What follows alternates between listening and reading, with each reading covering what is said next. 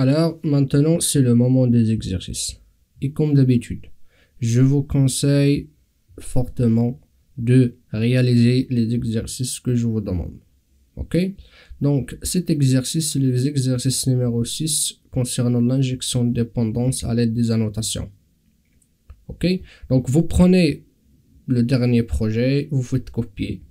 Et ensuite, dans le nouveau projet, vous créez une nouvelle implémentation de l'interface forme. Par exemple, qu'on pourra la représenter sur 2 dimensions ou bien 3 dimensions comme vous voulez.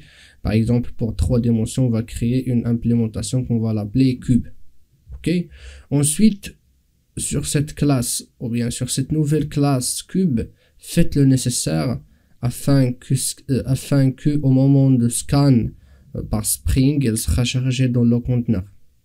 Ok? Ensuite, faites l'injection de dépendance, par exemple entre un service 3 dimensions et votre nouvelle implémentation cube.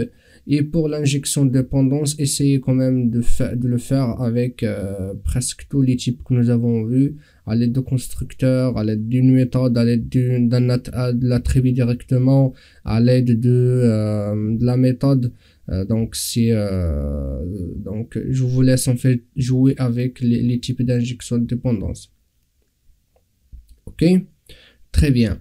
Ensuite, ce que vous allez faire avant de continuer l'exercice, donc essayez quand même d'exécuter votre application et afficher la surface et le volume.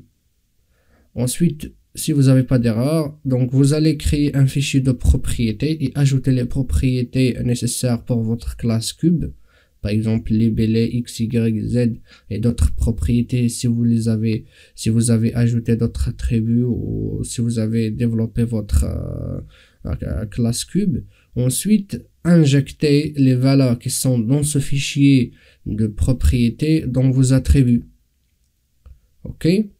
Ensuite, ce que vous allez faire, vous allez donc exécuter votre application et afficher, libeller les propriétés que vous avez donc dans votre cube. Et ensuite, n'oubliez pas de fermer le conteneur.